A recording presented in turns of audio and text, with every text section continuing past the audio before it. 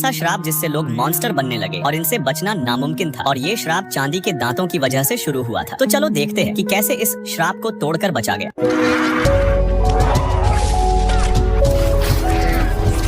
तो कैसे हो मेरे मूवीज के चाहने वालों, तो कहानी शुरू होती है वर्ल्ड वॉर 1 के एक बैटलफील्ड से, जहां मेडिकल टीम घायल सोल्जर्स का इलाज कर रही होती है। एक फ्रेंच ऑफिसर को 3 गोलियां लगी होती हैं, लेकिन जब डॉक्टर उसका ऑपरेशन करता है तो उसके पेट से 4 गोलियां निकलती हैं। चौथी गोली जर्मन की नहीं होती, वो सिल्वर की बनी होती है और सबको हैरान कर देती है।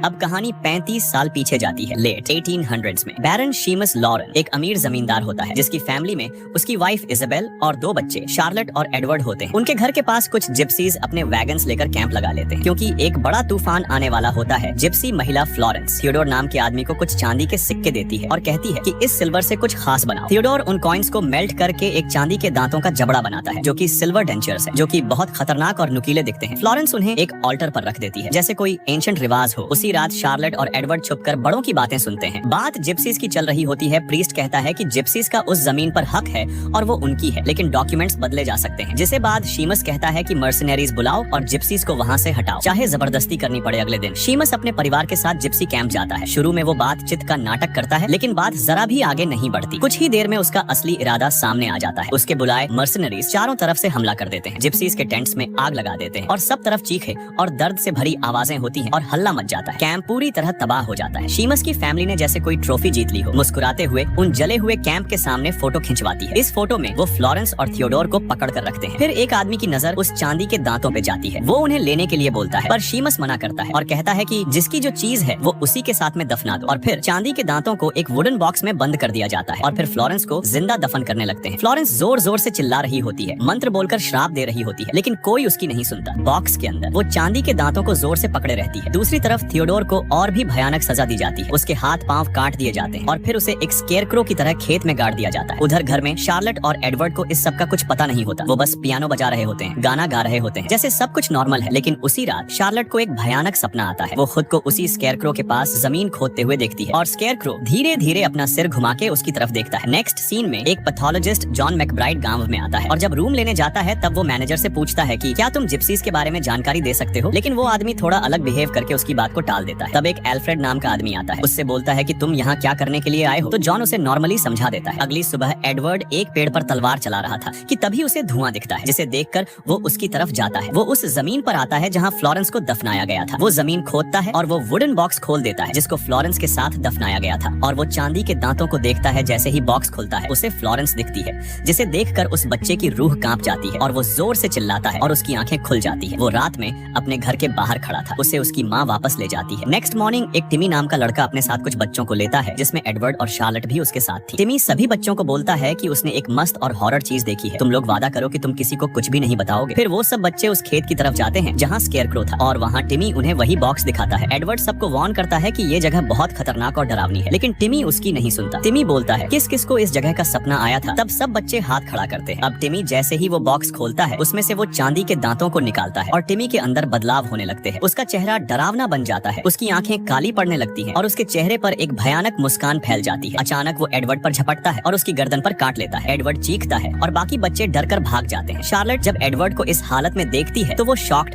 रह जाती है। वो घर दौड़ती है और मदद मांगती है, तो वो उसे घर लेके आते हैं। अब शार्लेट सबको बताती है क्या हुआ था वहाँ, लेकिन कोई उस पर विश्वास नहीं करता। फिर डॉक्टर आता है और कहता है इतना अंधेरा क्यों कर रखा है। तो उसकी माँ बोलती है कि एडवर्ड को लाइट से उसकी आंखों में दिक्कत हो रही है। फिर वो चेकअप करके बोलता है कि शायद किसी जानवर ने काट लिया है, लेकिन शार्लेट को अंदर से पता होता है कि ये कोई नॉर्मल जानवर नहीं था। रात को शार्लेट को फिर वही सपना आता है जिसमें वो चांदी के दांत और एक क्रीचर को देखती है और वो डर के मारे उठ जाती है। तभी उसे एडवर्ड के कमरे से अजीब अजीब आवाजें आने लगती है। शार्लेट उठकर देखती है, एडवर्ड का शरीर कांप रहा होता है। तो वो उसकी ब्लैंकेट को हटाती है तो उसकी बॉडी पर काली काली किसी पेड़ की जड़ें फैल चुकी होती है और शार्लेट डर के मारे चिल्लाती है। शीमस दौड़ कर आता है, लेकिन जब वो कमरे में पहुंचता है एडवर्ड गायब होता है। बस बिस्तर पर खून के निशान पड़े होते हैं और दरवाजा भी खुला था। शीमस अपने बेटे को ढूंढने के लिए पूरी स्रीच टीम लगा देता है। शार्लेट सबके बीच टिमी को देखकर डरने लगती है, पर वो उसके बारे में कुछ नहीं बोलती है। उन लोगों को एडवर्ड का कोई नामो निशान नहीं मिलता है और इधर इजाबेल एडवर्ड के ना मिलने से बहुत दुखी होती है। कुछ दिन बाद लेफ्टिनेंट अल्फ्रेड जॉन एम्ब्राइड के पास आता है उसकी मदद मांगने के लिए, क्योंकि एडवर्ड के गायब गायब होने का केस है और वो ये भी मानता है कि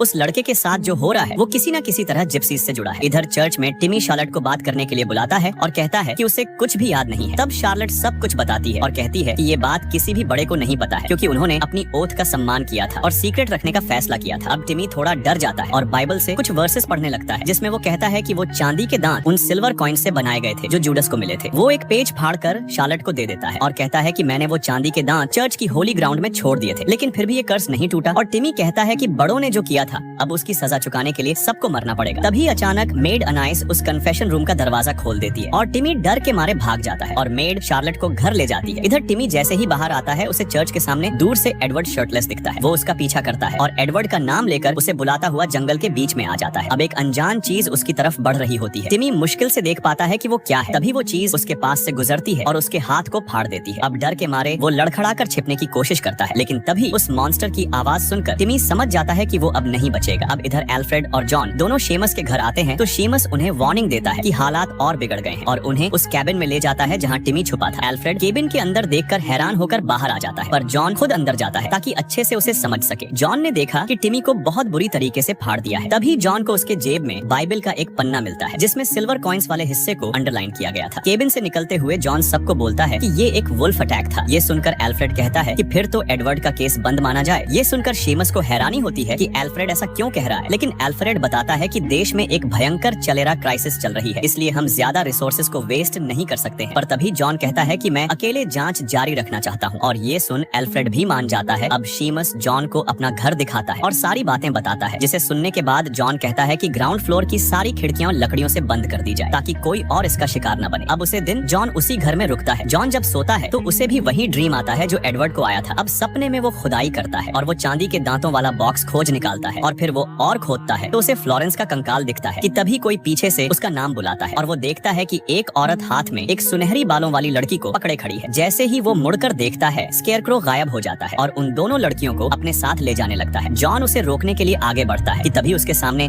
अचानक एक औरत आ जाती है जिससे वो डर के मारे जाग जाता है। अब वो उठकर एक कैंडल जलाता है और बेड साइड पर रखी एक फोटो देखता है जिसमें वही औरत और वही लड़की होती है। फिर जॉन रूम से बाहर आता है तो वो गलती से सुन लेता है कि शेमस और उसकी पत्नी के बीच कोई बहस चल रही है क्योंकि एडवर्ड के जाने के बाद शार्लेट और इजाबेल दोनों को उसकी कमी महसूस हो रही थी। अगले दिन खाने के दौरान शार्लेट अचानक पूछती है क्या हम सब मर जाएंगे, तो उसके पिता उसे टोकते हुए कहते हैं कि ऐसी बातें खाने की टेबल पर नहीं की जाती। अब जॉन अपनी इन्वेस्टिगेशन कर रहा था, तभी उसे वहाँ दरवाजे पर एक खून जैसा धब्बा दिखाई देता है और इसी रास्ते से एडवर्ड भागा था। जॉन इसे खुरच कर अपने रूम में ले आता है। अब जॉन अपने अंगूठे से खून निकालता है और दोनों को मिलाकर दोनों खून के बीच डिफरेंस चेक करना चाहता था। अब एडवर्ड के खून के सैंपल में सिर्फ एक ही प्रकार का स्ट्रक्चर होता है और उसमें कोई हलचल नहीं होती है। जब वो अपना खून चेक करता है तो उसमें एडवर्ड से एक जाड़ा स्ट्रक्चर होता है और वो हिल रहा था। अब इतने में रिसर्च के बीच उसे एक आवाज सुनाई देती है तो वो उसे चेक करने के लिए जब वो खिड़की से देखता है तो उसे एक जानवर की आंख दिखती है और वो शेमस से बंदूक लाने के लिए कहता है, लेकिन जब दोनों दरवाजा खोलते हैं तो जानवर पहले ही जा चुका होता है। फिर नेक्स्ट डे एक मीटिंग होती है जिसमें जॉन कहता है कि हमें एक हंटिंग ग्रुप बनाना पड़ेगा, जिसे सुनकर शेमस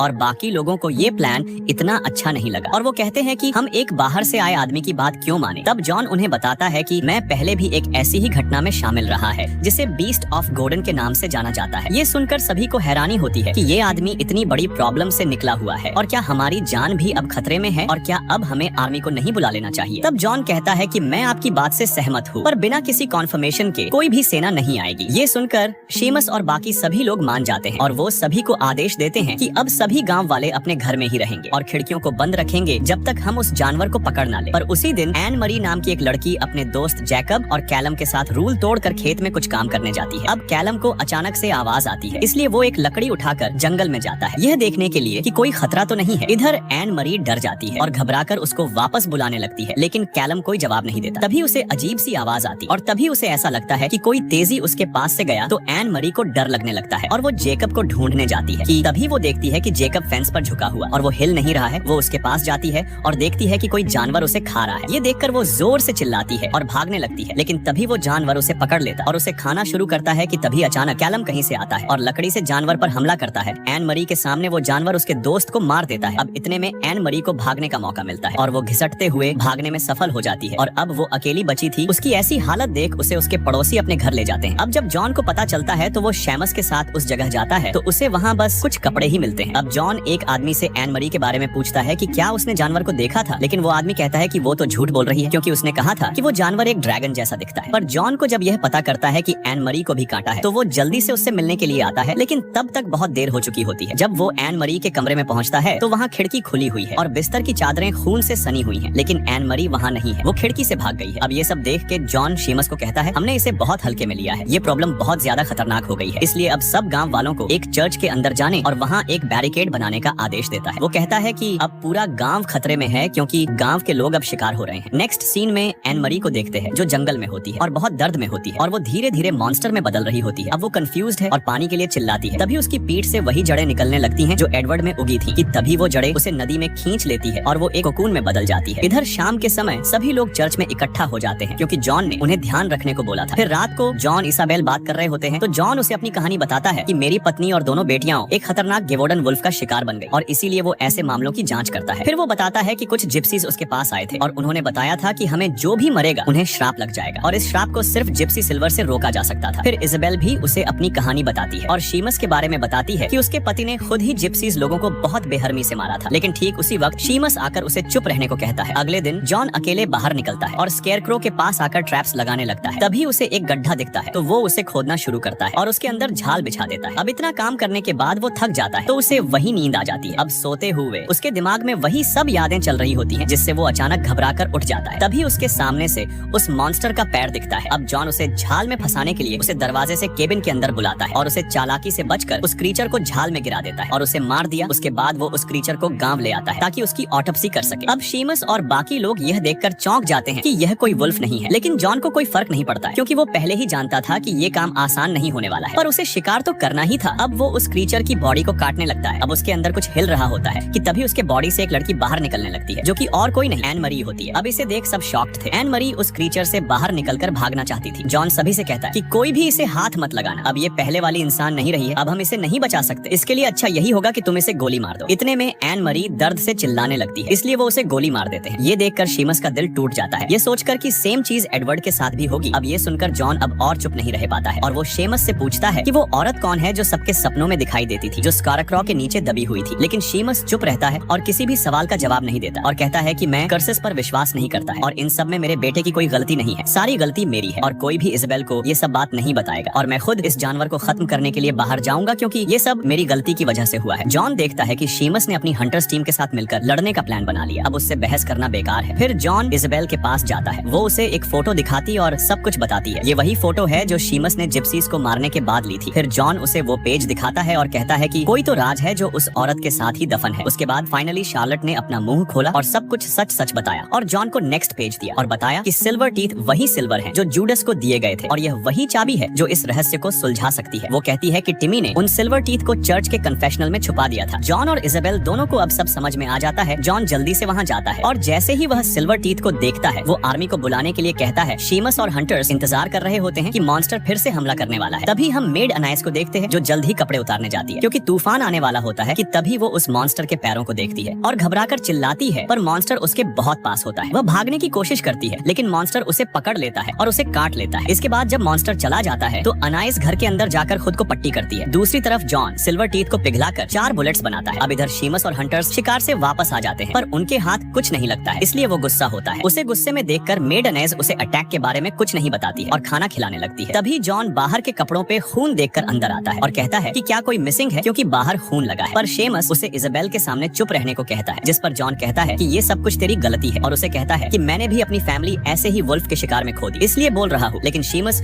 उसे घर से बाहर जाने का आदेश देता है। जॉन उससे कहता है कि वो बाहर बैठकर सेना का इंतजार करूंगा। उसके बाद शार्लेट अपनी माँ से कहती है कि आज आप यही सो जाओ मेरे साथ और इधर शीमस डेस्क पर बैठा काम कर रहा होता है जबकि अनेस कमरे में बहुत दर्द से गुजर रही होती है। इतने में शीमस को अचानक अजीब आवाजें सुनाई देती है और वो एक राइफल लेकर ऊपर जाता है और जॉन भी उसी समय चाय बनाने आता है और अपनी राइफल दरवाजे पर छोड़ देता है। अब अनेस के कमरे की हालत ठीक वैसे ही होती है जैसे बाकी विक्टिम्स के कमरे की थी। बिस्तर खाली है, चादरें खून से सनी है, लेकिन खिड़की बंद थी, जिससे शीमस समझ जाता है कि वो क्रीचर अभी भी कमरे में है और वो चारों ओर ढूंढने लगता है। तभी अचानक अनैस उस पर हमला करती है और मोमबत्तियां गिर जाती हैं, जिससे आग लग जाती है और रसोई में चाय की आवाज सुनती है तो इजाबेल उठ जाती है और शीमस को ढूंढती है। अब वो अपनी डेस्क पर नहीं था तो वो जॉन से पूछती है कि क्या उसने उसे देखा और ठीक उसी वक्त दोनों को एक गोली चलने की आवाज सुनाई देती है। जॉन ऊपर जाता और देखता है कि अनेस अब पूरी तरह बदल चुकी है और वो जमीन पर गिरी हुई है। तभी इजाबेल चिल्लाती है। जॉन नीचे आता है तो वो बताती है कि शीमस अभी इधर से बाहर निकल गया है। जॉन कहता है आग फैल रही है शार्लेट को लेके। यह से निकलो, मैं शीमस के पीछे जा रहा हूँ। इधर शार्लेट बेड के नीचे छुप जाती है। इधर जॉन शीमस को ढूंढ लेता है। वो देखता है कि शीमस को उस क्रीचर ने काट लिया है, इसलिए वो अब खुद को आग लगा लेता है ताकि कि और को नुकसान न पहुंचाए। दूसरी तरफ इजाबेल शार्लेट को लेके बाहर जा रही होती है कि तभी वो नीचे देखती है कि कोई क्रीचर सीढ़ियों से ऊपर आ रहा है। अब वो खुद को रूम में छुपा लेती है ताकि वो क्रीचर चला जाए, पर वो ज्यादा देर नहीं रुक सकती थी क्योंकि पूरा घर जल रहा था। इसलिए वो दोनों जैसे तैसे करके फ्रंट डोर तक आ जाती है। तभी जॉन वहाँ आता है और वो इजाबेल और शार्लेट को चर्च में लेकर जाता है। रास्ते में वो महसूस करता है कि वो क्रीचर उनके पीछे आ रहा है। वो दोनों से कहता है कि तुम जमीन पर लेट जाएं, और तभी शार्लेट देखती है कि उसके सामने जो मरे हुए लोग हैं उनमें से एक उसकी दादी भी है। जॉन पहला सिल्वर बुलेट फायर करता है और क्रीचर को भागने के लिए मजबूर कर देता है। अब वो जैसे तैसे करके दोनों को चर्च तक सुरक्षित लेकर पहुंच जाता है। अब इधर टिमी के पिता बहुत गुस्सा आता है क्योंकि शीमस मर चुका होता है और उन्हें बचने के लिए आर्मी का वेट करना पड़ेगा। वो इतना गुस्सा होता है कि अब वो बाहर जाकर उस क्रीचर से बदला लेना चाहता है, लेकिन जॉन उसे समझाता है कि वो वहाँ तक सिर्फ सिल्वर बुलेट्स के कारण पहुँच पाया है। जॉन कहता है कि जब तक सूरज नहीं निकलता हमें सिल्वर बुलेट्स का सही से इस्तेमाल करना होगा ताकि हम इसे सही तरीके से मार सकें। कुछ घंटे बाद सभी लोग सो रहे होते हैं। इजाबेल अपने बेटे के लिए प्रार्थना करती है और तभी बाहर से हाउल्स की आवाज सुनाई देती है। वो दरवाजे की ओर बढ़ती है और उसी समय एडवर्ड की आवाज सुनाई देती है जो मदद के लिए पुकारता है। इजाबेल जल्दी से दरवाजा खोलने की कोशिश करती है, लेकिन बाकी लोग ठीक समय पर जाग जाते हैं, लेकिन वो उसे रोक नहीं पाते। इजाबेल बाहर देखती है, उसे वहाँ बस फॉग दिखती है। तभी वो क्रीचर सामने आ जाता है और उसकी सांस अटक जाती है। अब क्रीचर को देखकर अंदर के सभी लोग गोलियां चलाना शुरू कर देते हैं, लेकिन क्रीचर पर कोई असर नहीं होता। वो चर्च में घुस जाता है और अंदर अफरा तफरी मच जाती है। जॉन दूसरी सिल्वर बुलेट चलाता है, लेकिन उसका निशाना चूक जाता है। इस बीच इजाबेल सबके शोर के बीच चिल्लाती है कि वो अपने बेटे से भाग नहीं सकती और खुद को बचाने की बजाय उसके पास जाती है, और तभी मॉन्स्टर उसे काट लेता है और जॉन उससे माफी मांगते हुए तीसरी गोली चलाता है। कोई और रास्ता न होने की वजह से गोली इजाबेल के शरीर से होकर मॉन्स्टर को लगती है। अब एडवर्ड वापस नॉर्मल हो जाता है। दोनों माँ और बेटा चर्च के फर्श पर पड़े होते हैं और कुछ समय बाद एडवर्ड अपनी आंखें खोलता है, लेकिन उसकी माँ इजाबेल नहीं बच पाती। उस रात की भयानक घटना के बाद एडवर्ड को कुछ याद नहीं रहता। जॉन उसे और शार्लेट को गोद ले लेता है और तभी ये रिवील होता है कि एडवर्ड वही फ्रेंच ऑफिसर है जो 35 साल तक जीता है और बैटलफील्ड पर अपनी जान गंवाता है। तो कहानी कैसी लगी कमेंट में बताना, और बहुत मेहनत लगी है तो सब्सक्राइब भी करते जाना।